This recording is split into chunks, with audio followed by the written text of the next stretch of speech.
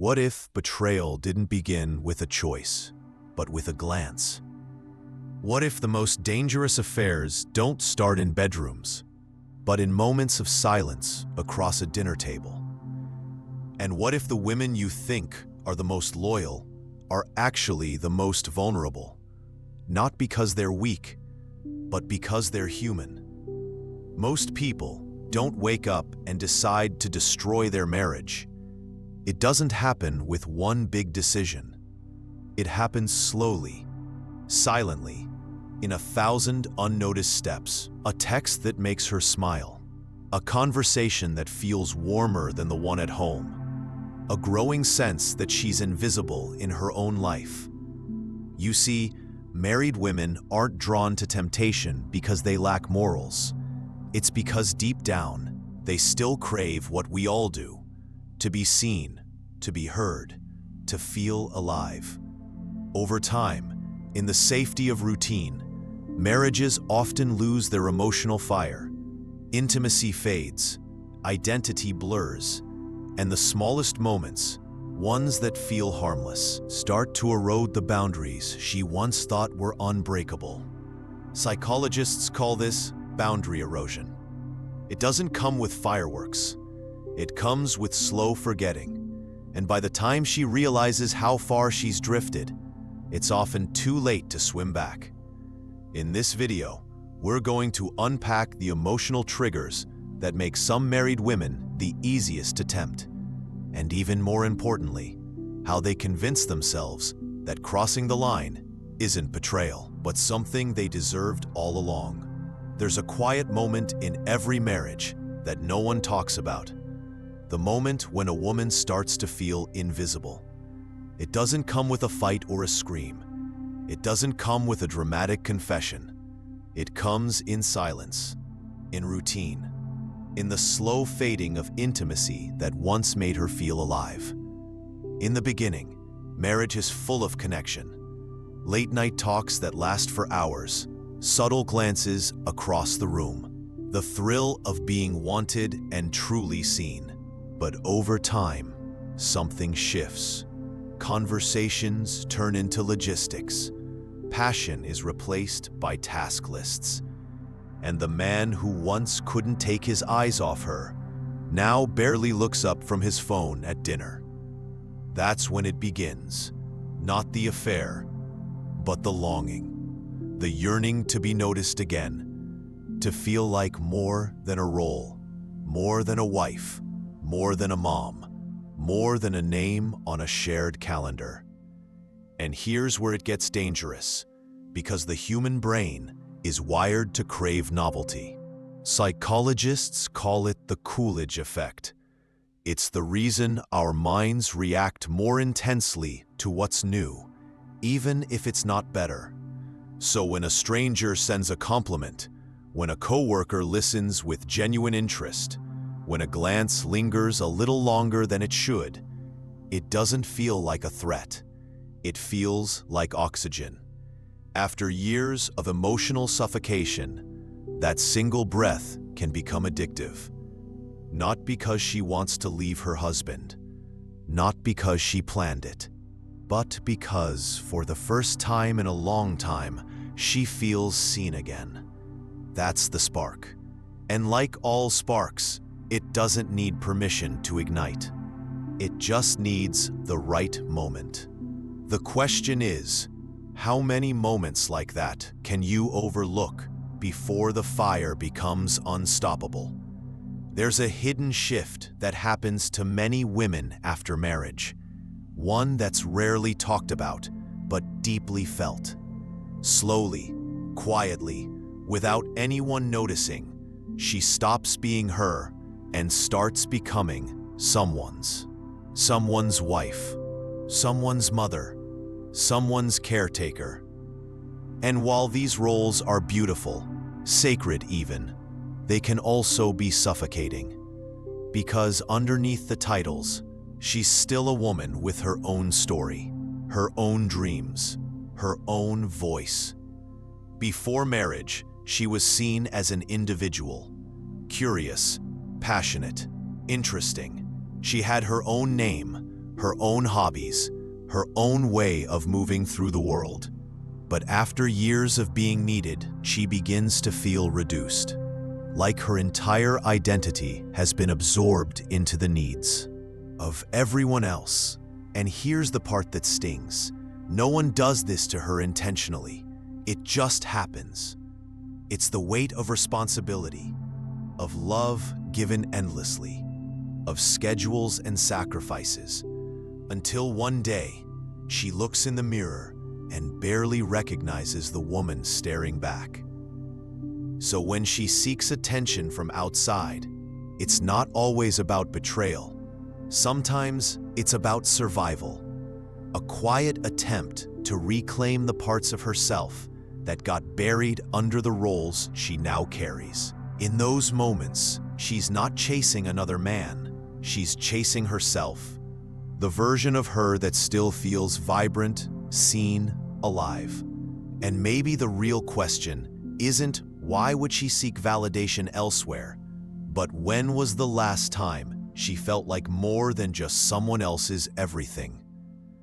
No one wakes up and decides, today, I'm going to betray everything I've built.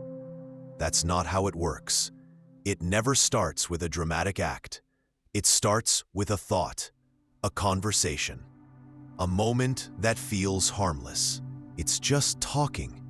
It's not like I'm doing anything wrong. We're just friends. And that's where the game begins, not in action, but in justification. The truth is, when our actions start drifting away from our values, the mind doesn't shout at us. It negotiates. It makes excuses. It bends reality just enough to ease the guilt. Psychologists call this cognitive dissonance, that uncomfortable tension we feel when our behavior doesn't match our beliefs.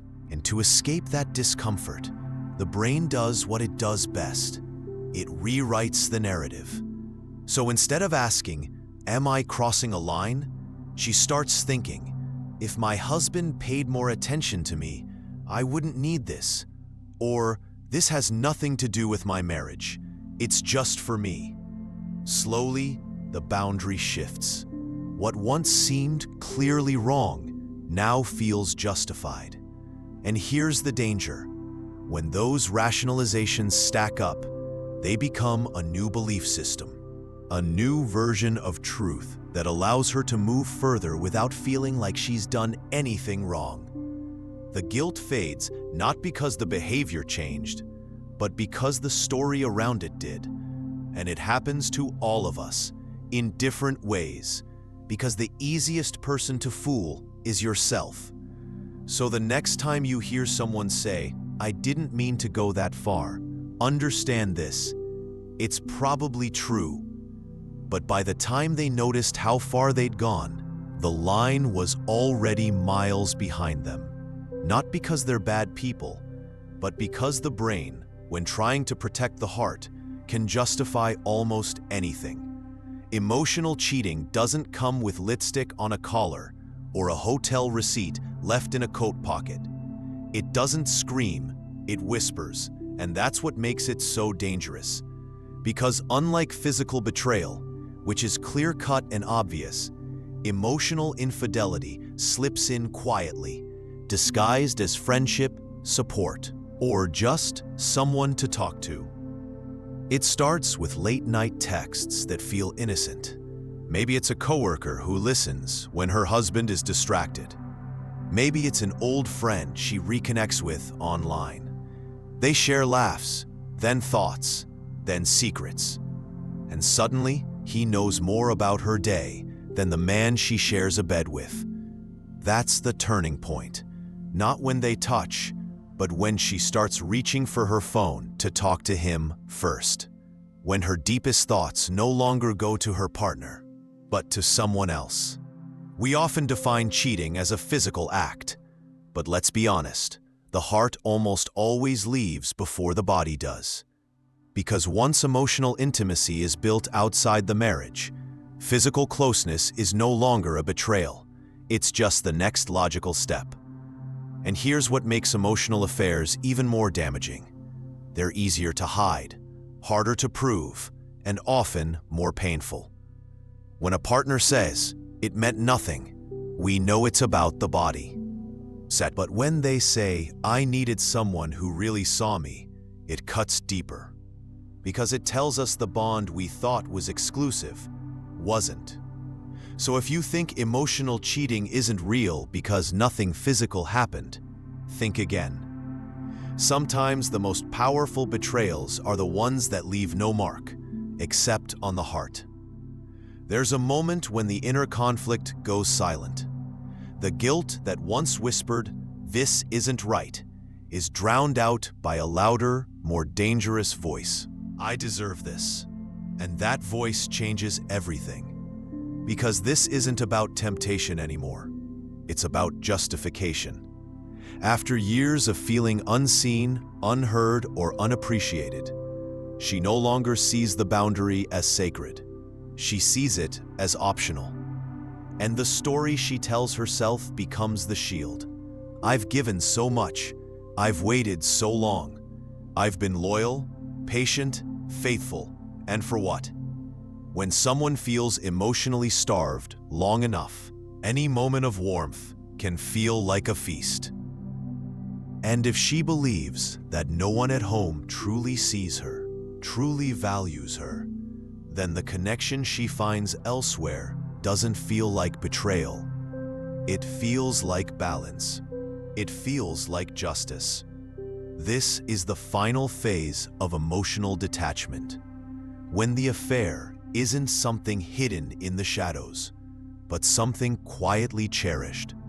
Something she turns to, not with shame, but with comfort. And here's the part most people never realize. By now, her husband has become the outsider. The side connection becomes the center, the emotional anchor, the place she runs to when life feels heavy. So no, she may not have set out to cheat, but once she believes she deserves the escape, everything else fades.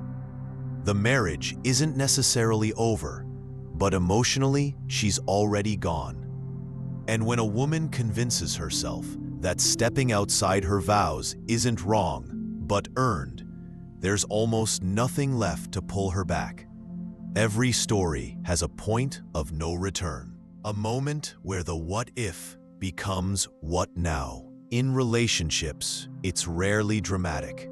It's not the affair itself. It's the first step toward it, the one that seems too small to matter. It's just a message. It's just coffee. It didn't mean anything. But here's the truth. That's the moment everything changes. Psychologists call this the threshold theory.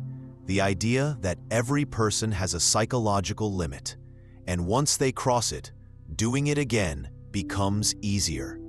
The first secret text is nerve-wracking. The first lie feels unnatural. The first meeting feels dangerous. But once that threshold is passed, guilt starts to fade, and behavior starts to normalize. And the scariest part? The brain adapts. Fast. It begins to crave the dopamine, the excitement of the unknown, the thrill of secrecy, the emotional high of being desired. What started as a moment of weakness turns into something she chases. And because the mind hates contradiction, she doesn't just excuse her actions. She rewires how she sees them. The lies no longer feel wrong. They feel necessary, justified, strategic. And over time, she doesn't just get better at hiding the truth. She stops believing she's doing anything wrong at all. She creates compartments, one for the family, one for her heart. And before anyone realizes it, the man who sleeps beside her becomes the outsider. The husband becomes the other man. Not because he changed, but because her emotional loyalty was redirected long ago. And when that happens, when her mind and heart no longer belong to the home she built, everything that follows is just a matter of time. So the warning isn't about catching the affair. It's about recognizing the threshold, before it's crossed. Because once it is, the version of her who said, "I'd never do that," is already gone. So let's be honest. Most women who fall into temptation aren't villains. They're not cruel. They're not heartless. They're just human. And at their core, they're searching for something that quietly slipped away. The feeling of being seen, being alive, being chosen, not once, but over and over again. The tragedy isn't that they strayed. It's that somewhere along the way, they stopped believing that feeling could ever return inside the walls of their own marriage. And once that belief is gone, once they tell themselves, "I'll never feel that way at home again," the path forward rarely includes turning back. That's not an excuse. It's an explanation. A window into the emotional maze that too many people walk through in silence.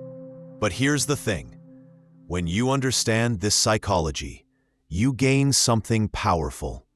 You begin to see what others miss. The small signals, the subtle shifts, the quiet detachment that often speaks louder than words. You learn to read between the lines before the story turns tragic. And maybe, just maybe, you'll recognize that saving a relationship doesn't always start with confrontation. Sometimes it starts with curiosity, with empathy, with asking not "what did she do wrong," but "what did she stop feeling right about?" Because when you understand the why behind the fall, you give yourself the chance to prevent it or to heal from it with far more wisdom and far less blame.